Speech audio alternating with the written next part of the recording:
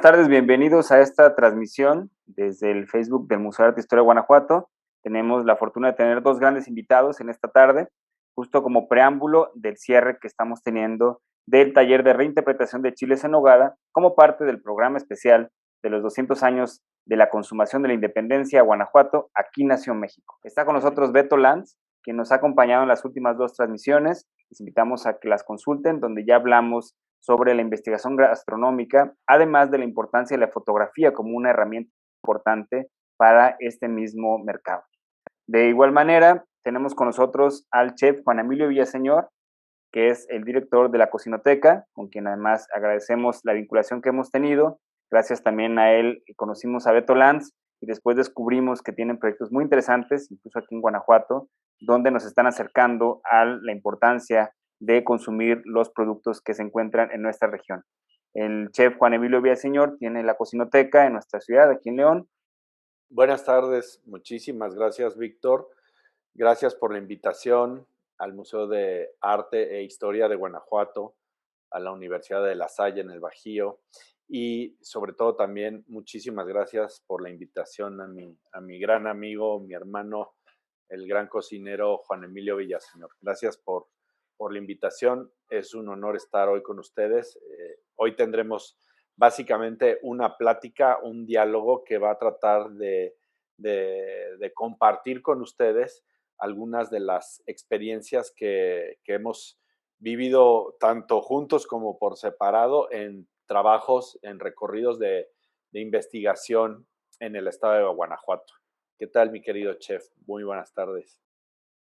Hola, muy buenas tardes. Bueno, pues el honor es para mí, de verdad, estar con ustedes. Beto, sabes lo que agradezco todo el tiempo que hemos compartido juntos, muchos kilómetros alrededor del estadio y otros lugares. Siempre he aprendido mucho de ti. Muchas gracias, chef. Pues en esta labor de investigación, todos aprendemos, todos intentamos aprender lo más posible porque realmente es el tipo de viajes que han marcado buena parte de mi vida y el poderlo compartir con amigos tan entrañables y sobre todo que en ese sentido también mis amigos resultan ser grandes cocineros respetados no solo en todo México, sino en otros países por su trabajo, por su investigación, es un placer. Entonces, por ejemplo, les voy a presentar una serie de fotografías que he tomado a lo largo de muchos años. La verdad es que no quise poner un año o una temporada determinada, sino que en general quise mostrar una serie de imágenes que tratan de dibujar la lógica de una cocina a través de todo lo que la rodea. La investigación gastronómica se podría pensar que solamente contempla aspectos de alimentación, aspectos de producción de alimentos o que se dedica simplemente a la investigación de recetas, a la testificación de recetas o bien pues a la fotografía y al desarrollo de platillos, ¿no? Pero no, la investigación gastronómica es muchísimo más completa, porque no se puede entender ninguna gastronomía si no se tiene una idea al menos general, idealmente clara, de todo lo que rodea a un plato. Y con todo lo que rodea un plato me refiero a cuestiones geográficas, a cuestiones geológicas, históricas, biológicas, culturales. En una gastronomía tan antigua, tan compleja y tan barroca en el sentido estricto de la palabra barroco, que significa rebuscado, ¿no? O compuesto de muchos elementos, sería imposible hablar de la cocina mexicana si no se trata de entender su pasado, la biodiversidad que la comprende, su presente, y solo así se pueden imaginar algunas cuestiones de futuro.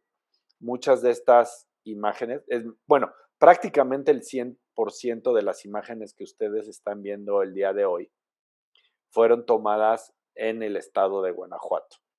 No me gusta limitarme, lo he dicho en otras pláticas, no me gusta limitarme a hablar de estados. Y es que de aquí para allá ya es Jalisco y de aquí para allá ya es Querétaro o de aquí para allá ya es San Luis. No. O sea, Guanajuato es un estado extraordinario, con su propia cultura, sus propios sabores, su historia claramente marcada y bien registrada. Pero Guanajuato pertenece a una región que no respeta los nombres de los estados ni de los municipios. Guanajuato pertenece a la Mesa Central de México, que antes era llamada por quienes estudiaban estas cuestiones el Altiplano Central de México. Guanajuato se encuentra ubicado en una zona del centro de esta mesa o de esta gran meseta central, muy cercano en el occidente a las faldas de la Sierra Madre Occidental. Por otro lado, al sur ya toca zonas volcánicas del eje neovolcánico transversal que atraviesa el país del Pacífico prácticamente hasta la costa del Golfo. Y esas características, el hecho de que las dos grandes sierras frenan los grandes nubarrones, las grandes cantidades de agua que entran de los océanos, hacen que tanto Guanajuato como toda la región cercana, pues sea una región con precipitaciones de medias a pocas. Yo no soy meteorólogo, pero creo que me daré a explicar. No llueve mucho, son tierras, si bien fértiles, con baja humedad comparada con el centro de México. Y esto es lo primero que nos dicta muchas de las cosas que se pueden cultivar o no en Guanajuato. Y resulta que las que se pueden cultivar son muchas. Entonces, Guanajuato tiene una historia centenaria, por no decir milenaria, aunque sería justo decirlo, de un trabajo de agricultura muy bien planificada, obviamente en los años recientes tecnificada, pero una agricultura y una ganadería que lo hacen uno de los territorios en ese sentido más rico en productos. Entonces, es difícil imaginar que en un lugar como este no hubiera una gastronomía con una cantidad de ingredientes privilegiados. Agreguemos a esto algunos de los hechos históricos que han marcado la vida de lo que hoy se conoce como Guanajuato, y agreguemos el hecho de que poco después de consolidada la conquista militar por parte de los europeos, Guanajuato se convierte en uno de los enclaves principales del nuevo o del naciente virreinato de la Nueva España. ¿Por qué? Pues por lo que muchos de mis amigos guanajuatenses que me escuchan sabrán. O sea, la riqueza del subsuelo guanajuatense, la riqueza de las vetas que dieron lugar a una historia de una industria minera poderosísima, pues determinan muchas cosas, entre ellas el arribo de personas provenientes de muy distintas naciones para trabajar en la minería, perdón, para proveer a la minería, y es entonces que Guanajuato también, aparte de ser un territorio de alta actividad agrícola, pues se transforma también digámoslo así, en un territorio con una industria fuerte y una industria minera, con el paso de los tiempos, claro, y llegada la industrialización, pues también se convierte en uno de los grandes músculos de esta nación mexicana por la parte industrial netamente, dejando de lado lo agropecuario, aunque nunca deja de haber lo otro, ¿no? O sea, muchas veces algunas personas me han preguntado, ¿y por qué en Guanajuato, en Michoacán, comen tanto cerdo, ¿no? Tanto cochino, por qué siempre se están peleando entre Michoacán, Guanajuato? ¿Cuáles son las mejores carnitas de este país? Bueno, pues porque cuando los ibéricos llegan a México, se dan cuenta que los territorios del centro y sur de México eran demasiado húmedos para la crianza de los cerdos. Y entonces buscan terrenos un poco más áridos, menos húmedos, para que se asemejaran más a esos climas, a lo mejor de Castilla, de León en España, de La Mancha en España, donde la ganadería porcina pues ha prevalecido por siglos. Entonces es en ese momento que se descubren o que los españoles encuentran en las tierras del hoy Guanajuato, pues un campo extraordinario también para la ganadería porcina. Se da también lo vacuno, se da obviamente también en buena medida lo caprino y lo ovino, y por eso es que hoy tienen una industria de lácteos y derivados también notable. Entonces, cada kilómetro que vamos recorriendo este estado, aparte de ver sus maravillas, su patrimonio monumental construido, algo que es lo que más me ha gustado hacer en los últimos años, que es cuando he recorrido el estado con Juan Emilio y otros amigos y amigos cocineros, es la diversidad tanto de territorios como de recetas, como de nombres de los productos, y así vamos encontrando municipio tras municipio, ciudad tras ciudad, cosas verdaderamente maravillosas que aparte no se limitan únicamente a lo alimenticio. ¿A qué me estoy refiriendo? Eh, en algunas de las imágenes han estado viendo ustedes, por ejemplo, la fabricación artesanal a mano, o en este caso a mano y a pie, de molcajetes. Han visto ustedes industrias maravillosas de la cerámica que también contribuyen a la otra parte de la gastronomía, que son los utensilios y las vajillas, la cerámica tanto de grupos como Trinitate, como la cerámica artesanal en el pueblo de Dolores. En fin, para mí, haber empezado a hacer estos trabajos de investigación exprofeso para la estructura gastronómica de la Cocinoteca en León ha sido una escuela. Hagan de cuenta que estoy estudiando un doctorado en Guanajuato, desde su arte centenario de la zapatería, de la talabartería. No sé, yo he aprendido muchísimo y entre otras cosas, pues también siempre echándole un ojo a la parte que también nos apasiona, que es el agroturismo y el turismo gastronómico. ¿Por qué? Porque también Guanajuato es un pionero en turismo gastronómico y en agroturismo en este país. Cualquiera que trabaje en esta industria de la gastronomía sabe que el estado donde más se ha impulsado la gastronomía, y eso contando también a la cocina tradicional en todo el país, ha sido Guanajuato. Creo que la gestión de Fernando Olivera fue un parteaguas que ahora permite ver muchísimos de los resultados, y yo gracias a ese trabajo y a lo que me ha compartido el chef Villaseñor, he conocido no solo un Guanajuato, sino yo podría decir parte de un México que a veces no lo tenemos muy claro en la mira, porque ciertos programas gubernamentales a nivel federal le ponen a veces más atención a otros polos que se supone o que suponen que atraerán más por su gastronomía.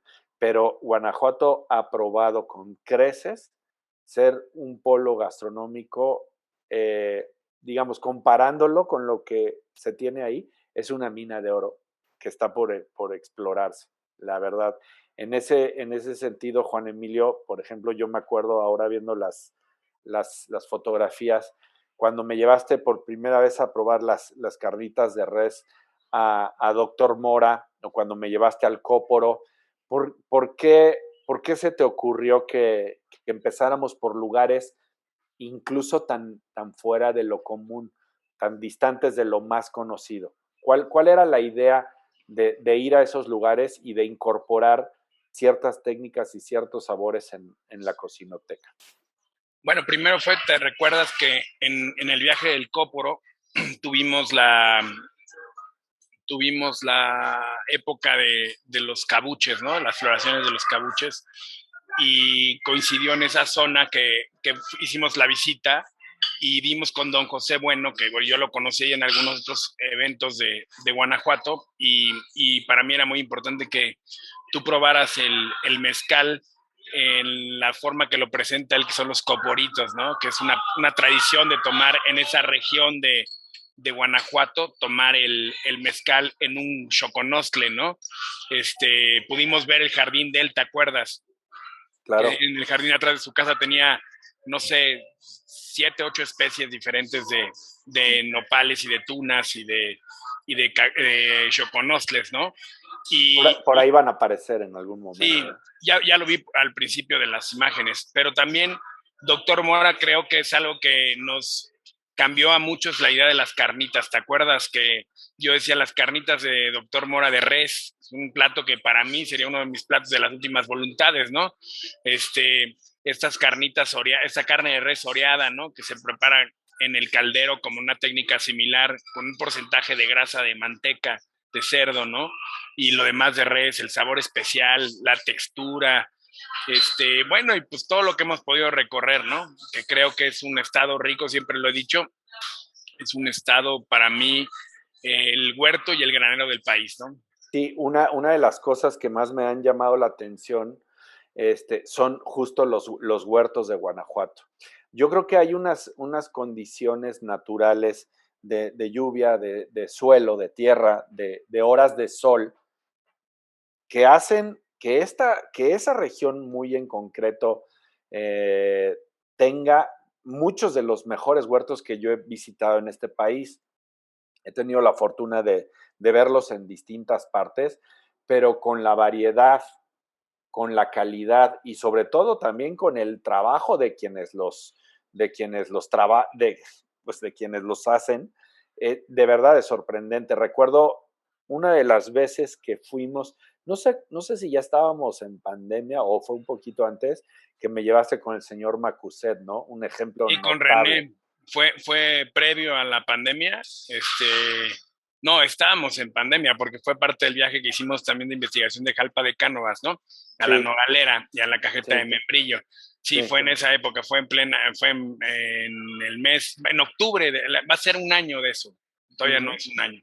uh-huh. Oye, y también el tema que de las bondades que tiene esta tierra son todos los microclimas, ¿no? Creo que eso también hace una gran diferencia, ¿no? El noreste del estado que lo tenemos agendado, que no lo hemos podido terminar, pero hemos llegado a Victoria, Tierra Blanca y eso, pero no hemos llegado a Jishú, ¿no? Que es esta parte de la mayor riqueza que existe en el estado de productos, diríamos, correctamente endémicos, ¿no? Porque tenemos el chilcuague, que es endémico de esta zona desértica entre Guanajuato y Querétaro, Así es. el azafrán de campo de esta parte de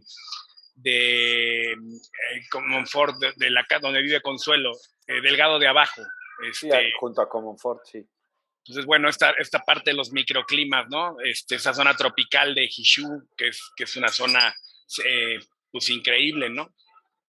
Sí, yo la verdad es que a veces no me explico cómo es que hay cocineros que no le dedican disciplinadamente una parte de su tiempo a la investigación. Yo justamente creo que el resultado de trabajar en ese sentido contigo, eh, no solo conoces tu territorio y a tu gente, también tienes la oportunidad de trabajar y de tratar directamente con tus proveedores, que siento que eso es algo que cada vez se pierde más. Y aunque hay muchos cocineros que cacarean mucho eso, yo le compro directo a productores, yo trabajo con lo mejor del producto aquí a menos de 30 kilómetros. Pero una cosa es pedir que te traigan a tu restaurante, claro, por comodidad, por logística, yo sé que así tiene que ser la mayoría de las veces, pero yo creo que hay una parte muy importante de cualquier cocinero que tiene que consistir en desarrollar la sensibilidad de establecer nexos con la gente que produce el alimento o el producto, porque solo así un cocinero adquiere la sensibilidad para poder ejecutar su trabajo. Es decir, yo no me imagino a un compositor de música que quiera hacer una pieza, digamos, vamos a decir, ¿no? En honor a los lagos michoacanos, si nunca ha estado en los lagos michoacanos, si no han hablado con la gente para escuchar hasta el sonido de la voz de los purépechas, ¿no? O sea, yo creo que un cocinero serio debería de hacer 10 veces más el esfuerzo por salir, por recorrer sus territorios o aquellos territorios que comprenden lo que son los platos que intenta hacer, porque de verdad no es lo mismo trabajar con un chayote, con un tuétano, con un tomate, del cual tú conoces el autor, que únicamente que te lleguen una serie de tomates. Lo he dicho en varias conferencias, incluyendo la de la semana pasada, la gastronomía para mí es una de las bellas artes. Entonces, ¿cómo se pretende cocinar si no adquieres o no desarrollas esta parte de la sensibilidad? Y muchas veces, cuando hemos viajado juntos, yo me he quedado simplemente como un mero observador de cómo hablas tú con tu gente, ¿no? Y el ver, el ser testigo del cariño que un productor de lechugas, ¿no? Que un productor de choconostles o que un criador de cerdos te tienen, el aprecio que te tienen, primero que nada como persona, ¿no? Y después el respeto que te tienen como cocinero, que va a ser la persona encargada de darle una nueva vida a ese lechón, de darle una nueva vida y un plato digno a esa lechuga, se establece una relación que de verdad no cualquiera lo ve. Y entonces es el comensal el que disfruta del resultado de ese trabajo de varias personas, que pueden ser dos o pueden ser varias personas.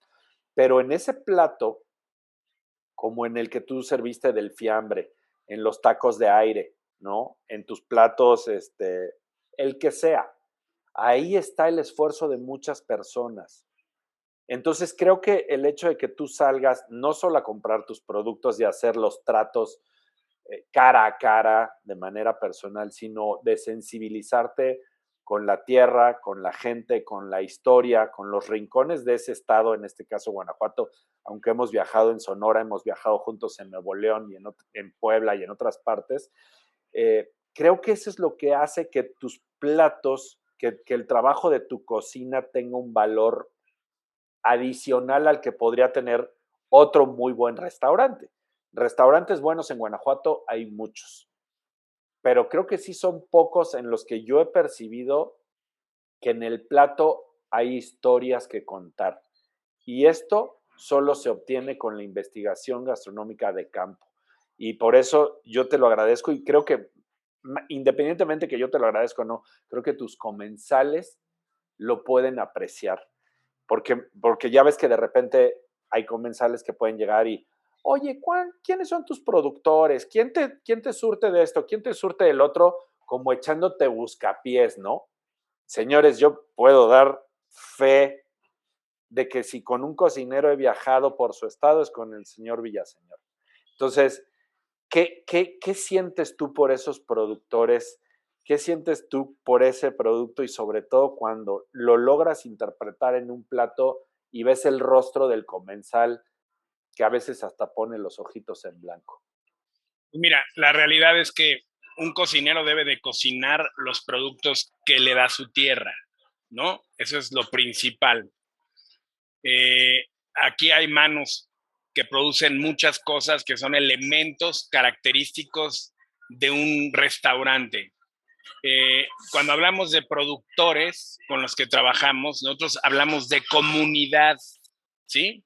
De una comunidad que está alrededor del Estado, ¿no? Y muchas veces en temas regionales, porque también pues la naturaleza no distingue fronteras, ¿no? El maíz y el nopal crecen cruzando la franja, ¿verdad? O sea, eso no tiene problema. Entonces, para mí es de suma importancia trabajar con productores y hacer comunidad. Una cosa es ser unión, generar unión, consumo, cadena económica, ¿sí? Activación económica dentro de tu comunidad local, porque el mundo se ha hecho más local y menos global, ¿ok?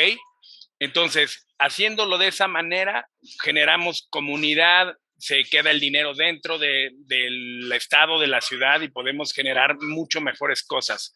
Eso es una cosa, hacemos comunidad. No estamos hablando de temas de sustentabilidad, que ese es otro tema completamente distinto, ¿sí? Que eso es un tema de qué tan responsables están siendo. Ok, sí lo son, sí lo hay, en muchos casos, y en otros no estamos generando eso, ¿no? Lo que buscamos es que la gente tenga más oficio, que se conserven los oficios, ¿no? Y también se estandaricen, se especialicen para poder crear crecimiento, ¿no? Entonces, ¿qué pasa? Tú lo has visto a lo largo de todo este tiempo, has conocido a muchos productores que muchos de ellos no tenían una infraestructura, que bueno, al final del día, eh, yo soy una persona apolítica, ¿sí? No me meto en esos temas, pero también hay que reconocer que en este estado sí se ha generado una alianza estratégica entre gobierno y productores, o sea, lo hay. ¿Qué es lo más nuevo y lo más cercano que ha hecho el Estado de Guanajuato por productores, por ayudarlos? Es Marca Guanajuato, que si bien no es una organización que promueva el tema de sustentabilidad, porque esa no es su función, es generar empleo, capacitación, estandarización, tecnologías nuevas que ayuden a que la gente se profesionalice. El día de hoy la gente se tiene que profesionalizar y para ser sustentable tienen que pasar por fuerza por este proceso de capacitación que les cambie totalmente la vida. Entonces, esa es una herramienta que llegó a mí hace poco tiempo, durante la pandemia, cuando me pidieron que a través de Marca Guanajuato se apoyara en ¿cómo se llama esta feria en Ciudad de México? Abastur, ¿no? Abastur. Que se hiciera una serie de eventos con chefs de la Ciudad de México, con restaurantes y hoteles de la Ciudad de México, donde primero vimos cárnicos, lácteos, en otro vimos temas de licores, o sea, vinos, licores, cervezas, y en otro vimos todo el tema de repostería que estamos viendo aquí, ¿no? Entonces, ese es el objetivo, o sea, promover lo que tenemos aquí, usar los elementos para ser sustentables, que viajen menos kilómetros, ¿sí?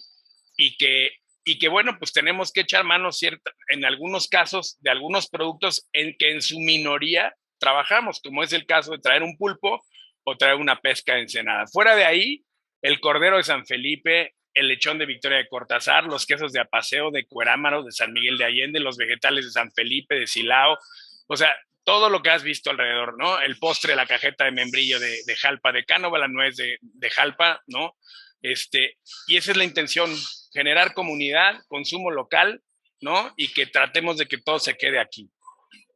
Otro de los esfuerzos que creo que también es importante es el investigar por qué hasta hace algunos años en distintas ciudades de Guanajuato había una cocina bien sabrosa y de calidad, pero que no necesariamente le brindaba al viajero o al visitante un panorama de lo que es la cocina guanajuatense. Y es por eso que, digamos, hasta hace algunos años, todavía la cocina guanajuatense en muchos ámbitos no se ponía al nivel de la oaxaqueña o de la yucateca, cosa que me parece absurda generar este tipo de comparaciones o de competencias.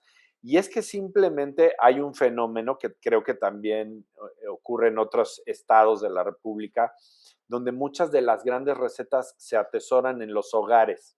Entonces, una labor del investigador gastronómico o del cocinero que tiene esa visión es la de ir a las casas y tocar puertas y hablar con el heredero, con la heredera de los recetarios y ver la manera de darles una nueva vida.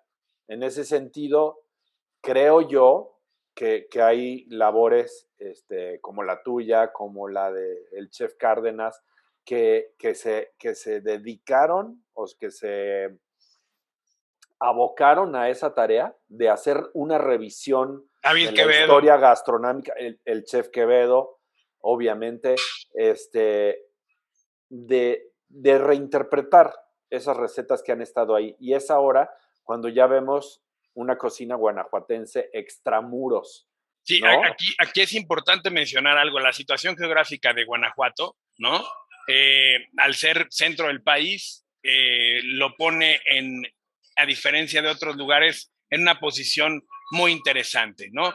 Que las grandes industrias quieren establecerse aquí, entonces eso genera una comunidad muy cosmopolita. Hablamos de la industria automotriz, tú sabes, la comunidad asiática, pero también hablamos de la comunidad futbolística de la ciudad que atrajo durante muchos años esta gastronomía de italo-argentina, que ahora es más mex-argentina, como bien me lo enseñaste en algún momento, esa diferencia cuando llegan los chiles a la mesa en los restaurantes argentinos, pero también tenemos la parte de la comunidad italiana que llegó por el tema de la curtiduría, y así, o sea, Guanajuato ha adoptado culturas o sea, muchas culturas que han atraído como bien fenómenos migratorios, viajan con su gastronomía, su religión, su cultura, sus cosas, ¿no? Sus ingredientes. Entonces, se ha adaptado, se ha fijado aquí. Uno de los ejemplos mexicanos de migración es la refinería de Salamanca, ¿no?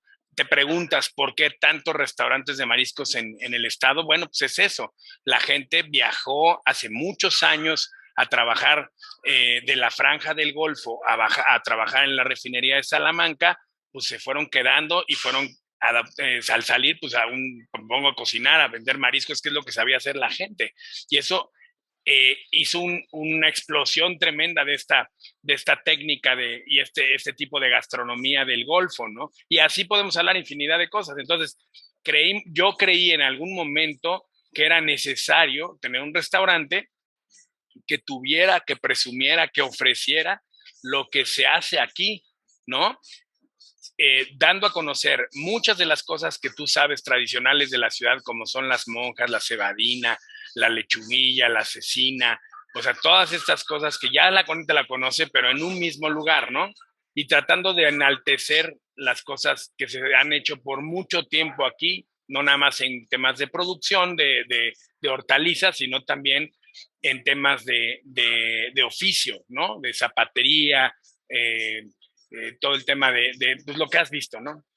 Sí, yo creo que cuando en algunas de las ocasiones que hemos ido a estos recorridos, también se han invitado otros colegas pues de la prensa gastronómica, de investigación gastronómica. Algo que sorprende, bueno, primero, como dices, es la ubicación geográfica que tiene Guanajuato, que prácticamente pues, está en medio de todo y por tanto es relativamente sencillo, o más bien muy sencillo, conseguir prácticamente cualquier producto que se requiriera de fuera.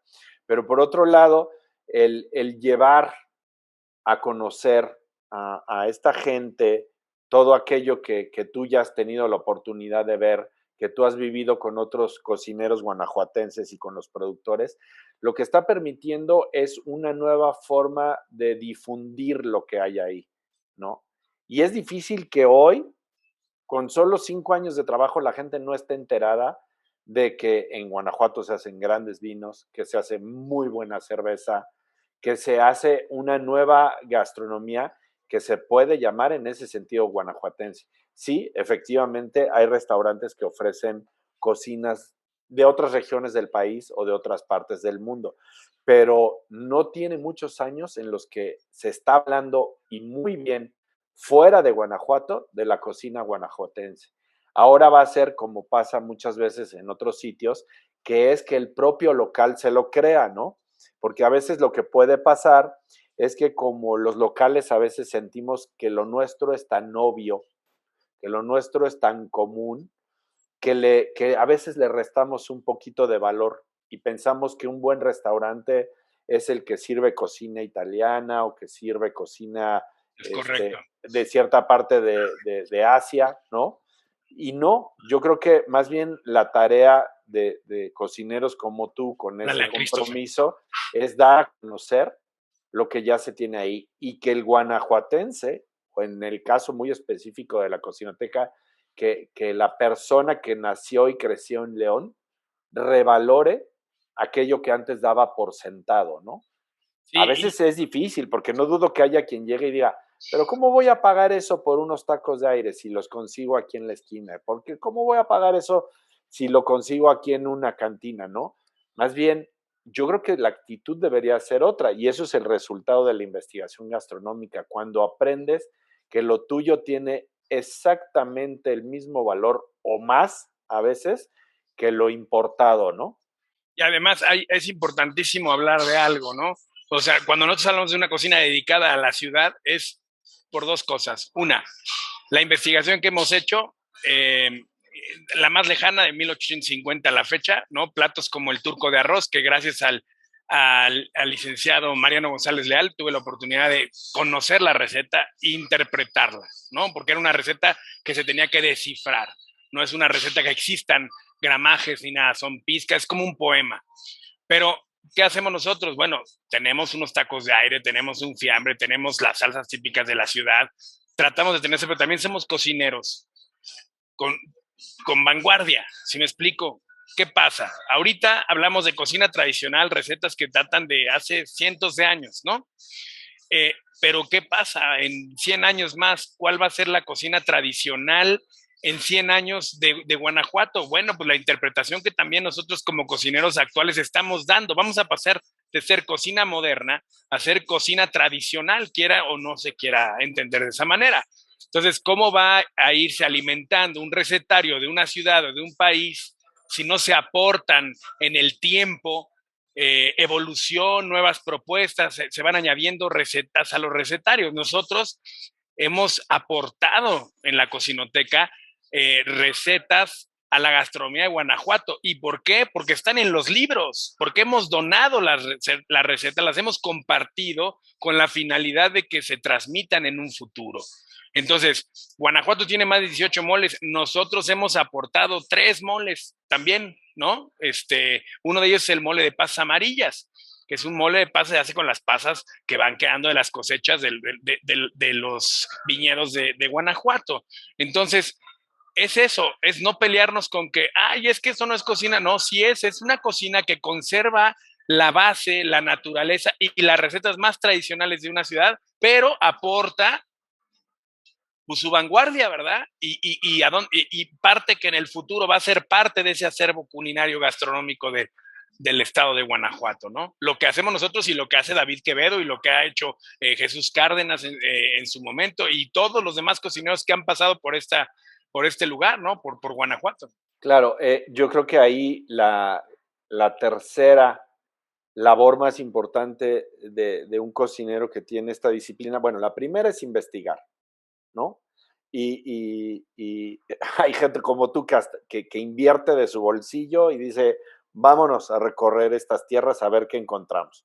La segunda es regresar y toda la documentación, todo lo que se documentó en fotografía, en notas, en videos, en notas de voz, todo lo que se haya documentado es ordenarlo y empezar prácticamente a ponerse a cocinar, como en tu caso, ¿no? O sea, hacer testificaciones de recetas, prepararlas, echarlas a perder 1000 veces hasta llegar a la perfecta. Y la tercera gran labor es la de difundir, porque el investigador que se queda con todo lo que investigó, pues es nada más un acumulador de información. A veces les pasa muchos a los arqueólogos, ¿no? Que se pasan 30, 40 años investigando un hallazgo, un templo, y dicen, ya lo voy a publicar, ya lo voy a publicar, ya lo voy a publicar. Están esperando que llegue la editorial o la revista de ciencia para publicarlo. Muchas veces no lo publican, muchas veces hasta se mueren con toda la información que fueron acumulando como ardillas, como tlacuaches, y esa información se queda ahí perdida. Entonces, hay casi una obligación moral del investigador y cocinero gastronómico, del investigador gastronómico, de difundir y de dar a conocer. Y creo que en este sentido, tú eres parte de los cocineros que yo conozco en este país que sí están difundiendo, porque en la medida que difundan, tanto el local va a conocer mejor su comida, como que va a empezar a girar una rueda. ¿Que a quiénes son a los que beneficia más a la larga? Pues a la gente que se está partiendo la espalda en el sol. Y al comensal también, o Bueno, sea, al final de obvio, cuentas, obvio. al comensal, ¿no? El mayor beneficiado es el comensal, ¿no? Y como dices tú, cuando prueba un sabor que le evoca un momento de su vida y que identifica en tu plato, aunque la presentación y todo lo que ve con los ojos es completamente distinto, pero cuando las notas llegan al gusto o al olfato y lo remiten a una parte de su vida o a un personaje de su familia o algo así, entonces ya estás logrando uno de tus cometidos, ¿no? Y en este sentido se empiezan a cerrar los círculos de la investigación gastronómica, ¿no? De Claro. decir, lo encontramos, lo documentamos, lo reprodujimos y ahora lo estamos difundiendo para que el mundo venga a ver lo que se hace, en este caso, en Guanajuato, ¿no? Claro, y la intención de la investigación tiene varios resultados. Uno de ellos es, pues, tratar de continuar lo que ya existe, ¿no? Que a lo mejor puede ser de cientos de años. Pero por otro lado, aportar, ¿no? Y ahí es a donde vuelvo a tocar el tema. ¿Tú crees que una guacamaya no es parte de la gastronomía tradicional ya de Guanajuato, de León? Por supuesto que sí. ¿Y cuántos años tiene la guacamaya? ¿60 años? Por 70 supuesto. años. Entonces no tiene que ser hay una regla. centenaria, ¿no? Para que sea cocina tradicional. No hay Entonces, una regla. las jícamas de Gus.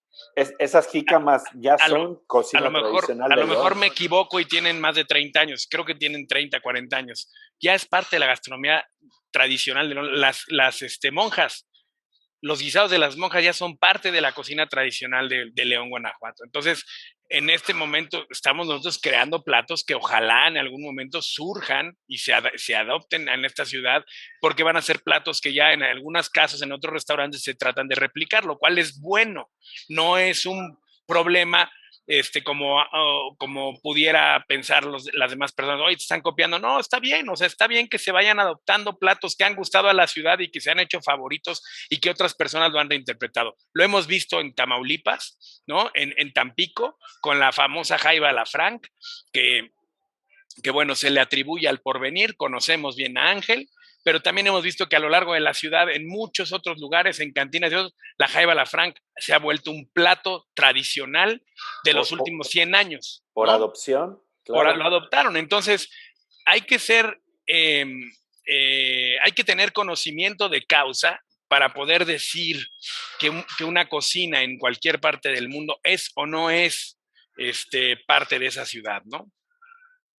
Yo creo que es una tradición en la medida que los locales la buscan, la reconozcan y sobre todo que la hagan sientan suya. un cariño, exacto, que la hacen suya y si es necesario la defienden.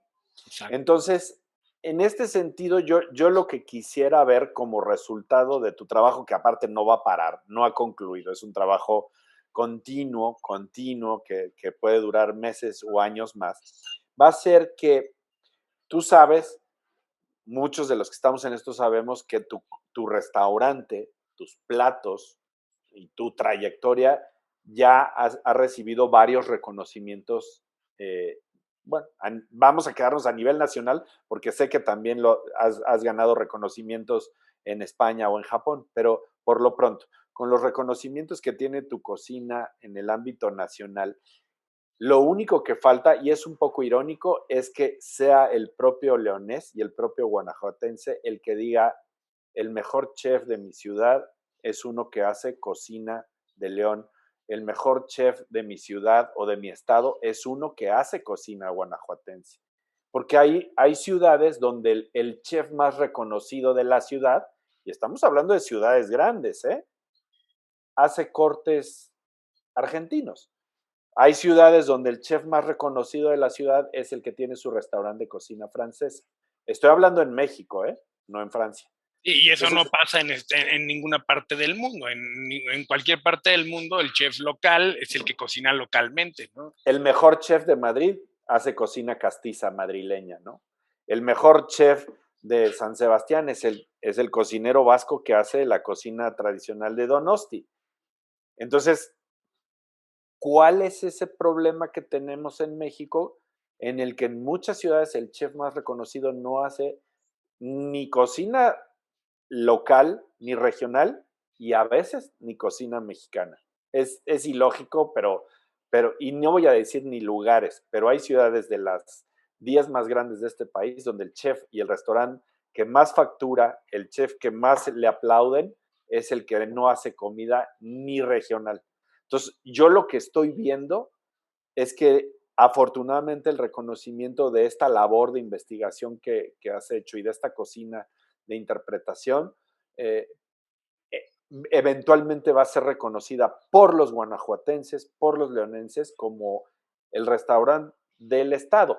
Esto no quiere decir el mejor, quiere decir como un restaurante al que quiero mucho. ¿Me No, explico? porque lo mejor no existe, ¿no? Lo hemos No, eso hablado es mil veces, subjetivo. subjetivo, ¿no? Es el gusto de las personas, pero digo, ya lo tiene, por ejemplo, Guanajuato Capital, lo tiene, ¿no? Casa Mercedes hoy por hoy es el restaurante de mayor investigación que hay en la capital del estado de Guanajuato, eso es una realidad, ¿no? Sí. Y tenemos a David Quevedo, que ahora está en San Miguel de Allende, pero que es otro gran cocinero que conoce el estado como nadie, o sea, Investigador de primerísima. de primerísima, ¿no? Es guanajuatense. Él, a diferencia mía, él sí nació aquí, ¿no? Yo decidí ser leonés por decisión propia, que eso a veces también está más cabrón, ¿no? Pero bueno, esa es una realidad, ¿no? Que sí, el local debe de darse cuenta de la diferencia que hay por trabajar el producto fresco, investigado, o sea, con muy cuidado, ¿no? Esa es una gran diferencia que al final de cuentas es lo que te vas a comer, ¿no? Claro, claro, porque en ese sentido, pues hay muchos restaurantes exitosísimos, pero solo están haciendo rico a Costco, ¿no? Y a los distribuidores que dejan su producto en Costco. Pero yo Que creo que vamos, también aquí, hay un tema ahí importante, es decir, todo mundo, hasta el restaurante más, con mayor grado de investigación que sabemos muchos en México, bueno, pues también vas a comprar a lo mejor el papel de baño en Costco, ¿no? no, bueno, nadie está diciendo que Costco sea el infierno, para nada.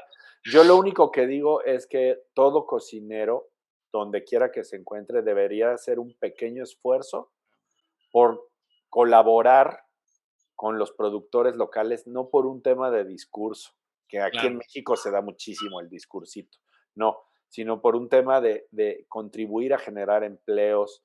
Porque, ¿sabes últimamente qué pasa si hay una granjita que emplea a 15 personas en una zona, digamos, en Salamanca, en Acámbaro, en cualquier parte del estado de Guanajuato?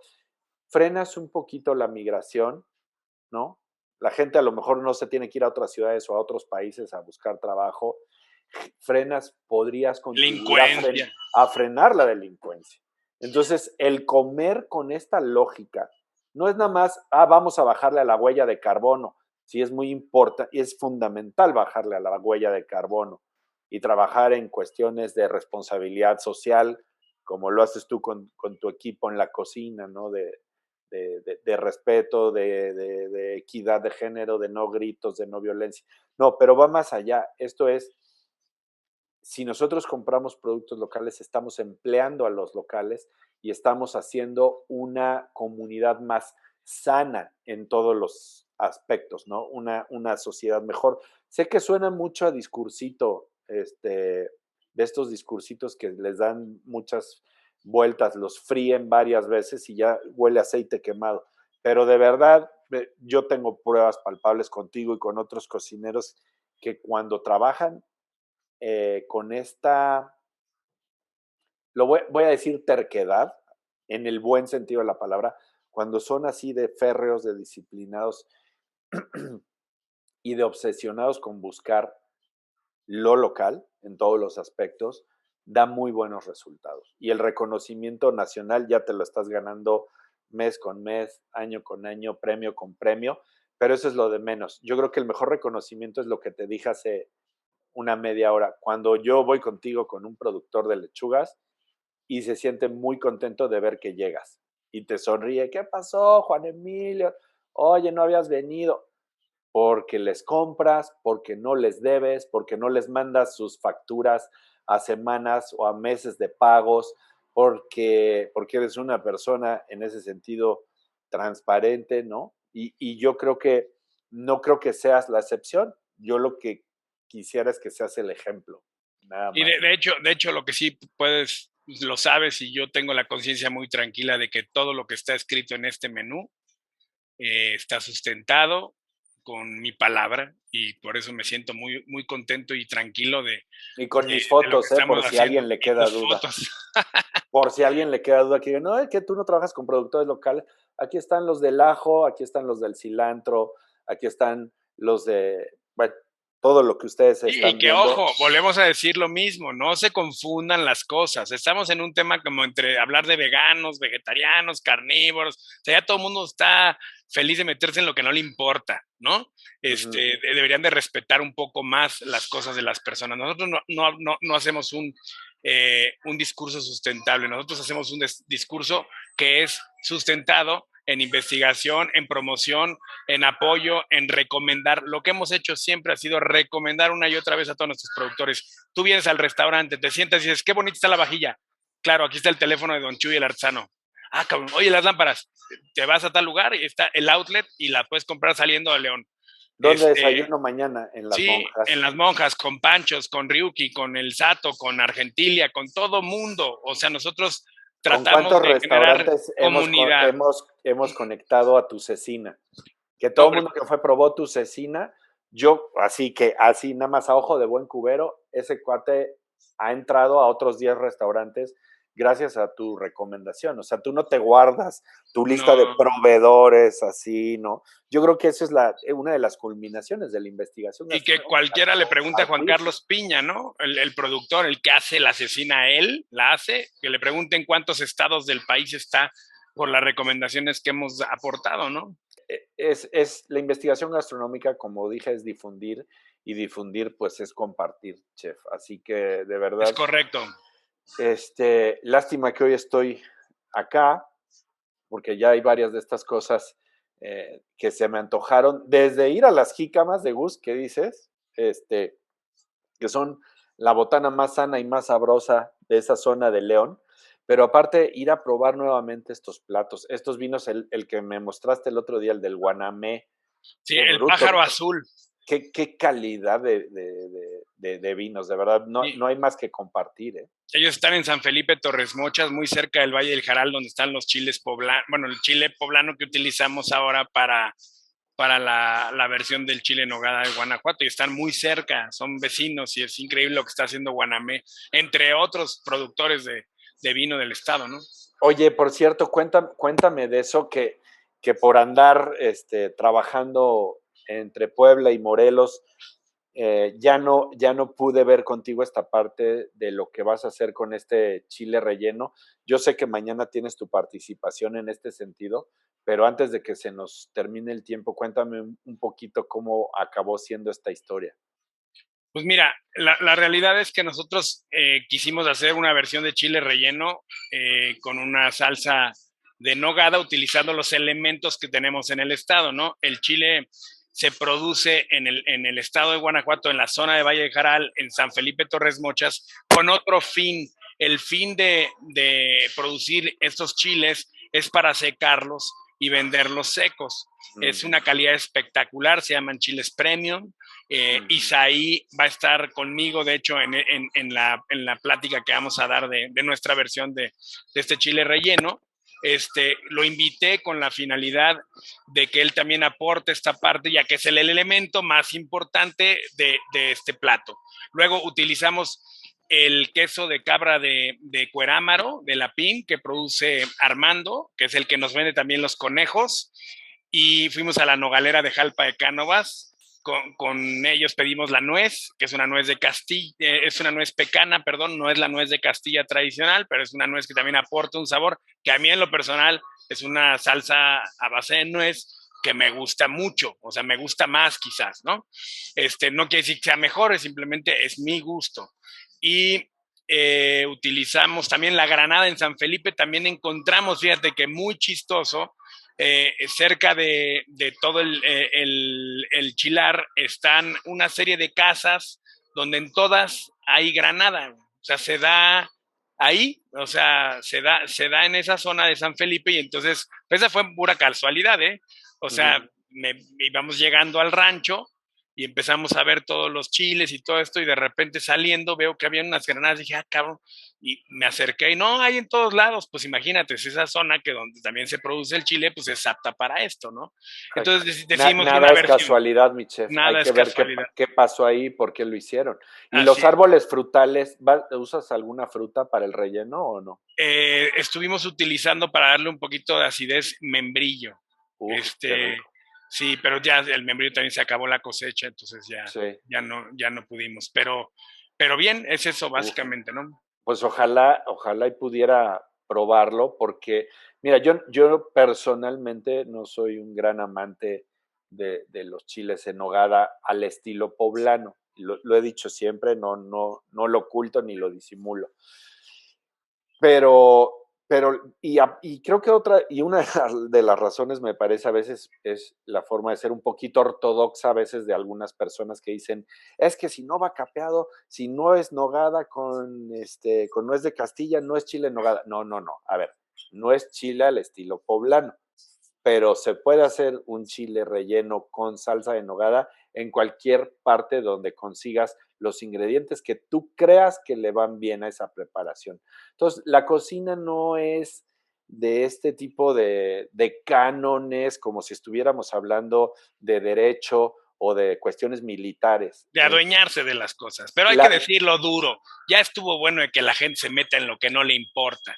O sea, que respeten la forma de comer de cada quien. O sea, y como quieras, si le quieres poner limón a los tacos de pastor, está bien, si no, también. Y si los chiles van capeados o no capeados, o si, como sea, que la gente se preocupe por vivir más en paz, más libre y meterse menos en lo que no le importa. Así hay que decirlo. O que se informen, ¿no? Porque cuando digan, es que la nogada es poblana, no, señores. La nogada es una salsa que se prepara con nueces en la zona de los Urales, en la antigua Rusia, casi llegando a Irán. Entonces, son nogadas milenarias, son salsas que se utilizan en distintas culturas, en distintas zonas de este planeta, y no son exclusividad de nadie. Cada quien haga su nogada como le dé la gana y como mejor le sepa. Y si a usted no le gusta esa nogada, hágase la suya o vaya a un lugar donde encuentre una que le guste. Pero el hacer este tipo de interpretaciones no solo es bueno, sino que es necesario para demostrar una y mil veces, o las que sea necesario, que la cocina es un arte y el arte no tiene exclusividades. El arte es parte de la creación humana y el arte es libertad. La cocina es libertad. Y es lo bonito de la cocina, es infinita, nunca se termina, nunca se acaba. ¿Por qué frustrarla y por qué encasillarla en una regla? ¿Por qué no puede ser dinámica? ¿Por qué no puedes hacer cosas, no? O sea, no pasa nada. La esencia, el plato, el chile en nogada va a ser siempre el chile en nogada poblano. Eso no va a cambiarlo nadie. ¿Sí? Pero si alguien hace una versión de un chile poblano, o bueno, utilizando un chile poblano, ¿no? O sea, la especie, en otro lugar en Yucatán, relleno de cochinita pibil, pues muy su gusto, ¿verdad? Y claro, qué padre que lo haya hecho, a lo mejor sabe increíble y puede ser que a veces hasta mejor y no pasa nada. Tal vez puedes chile hacer poblano una nogada con macadamia o con cacahuates, ¿no? Y el platillo va a existir ahí, su receta tradicional, original, ejecutada por cocineros tradicionales, ahí va a estar. No pasa nada que alguien más se atreva a hacer una aportación. Eso no pasa nada. No va a cambiar nada. Lo único malo es que no voy a poder ir a probarla esta misma semana, mi chef. Y ya debe de haber muy pocos chiles de de hecho ya van a ser rojos ahora. O sea, ya no van a llegar verdes porque ellos los dejan llegar a verde, a rojo, para poderlos ya secar después. Los maduran para hacer el chile ancho. Los maduran, exactamente. Bueno, pues si no, en seco, mi chef. Muy bien. Este ejercicio ha sido muy creativo, justamente abonamos por la diversidad cultural y también encontramos que parte de las conmemoraciones, como en este caso de los 200 años de la consumación de la independencia, pues queríamos traer las diferentes versiones, ¿no? Desde el arte, la historia, la gastronomía, por supuesto, y encontramos justo en esta diversidad, y por eso mismo dentro de este programa gastronómico ya tuvimos el 28 de agosto, el mero día del legendario, porque al final de cuentas es una leyenda. Está demostrado históricamente que Agustín Iturbide estuvo antes en Puebla y no el 28 en su santo, que es cuando pues se dio estos 200 años del chile en nogada. Trajimos a la chef Liz Galicia, que es también buena conocida de ambos de ustedes, con Fabián Valdimia, el señor de los libros de Puebla, un personajazo en la vida cultural de esa ciudad, y nos mostraron justo ese modo de preparación, lo que conlleva. Pero a través de lo que nos ha expresado Beto Lanz en estos recorridos, con muchas imágenes, con mucho sentir, con mucha participación también de los públicos, pues nos ha contado tu historia, lo mismo que ahora Juan Emilio lo puede presentar, y que en unos minutos más lo estaremos degustando quienes estemos en el Museo de Arte e Historia de Guanajuato, agradeciendo por supuesto todo lo que nos ha brindado la Cocinoteca.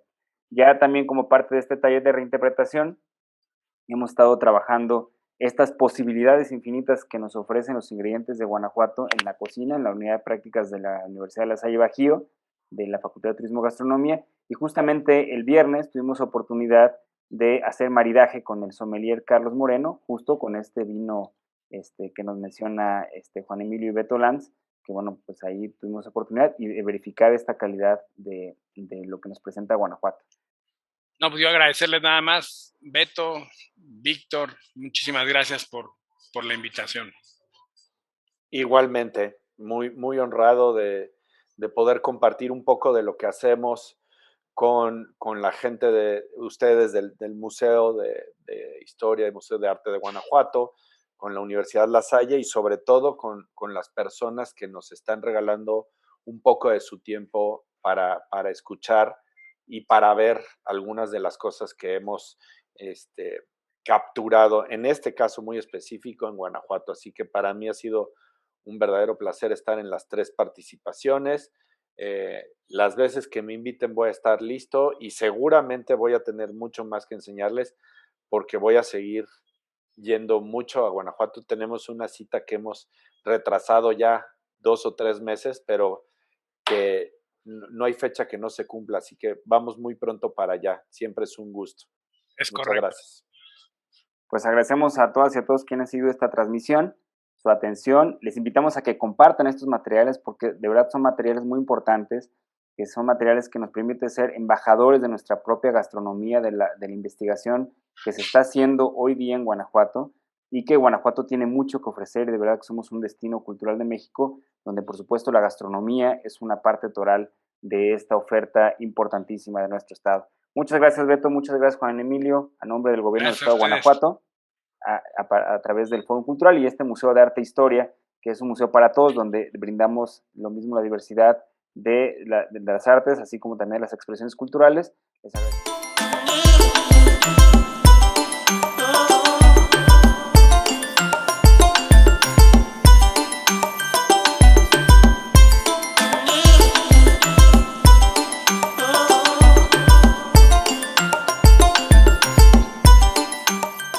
Guanajuato, Grandeza de México, Gobierno del Estado.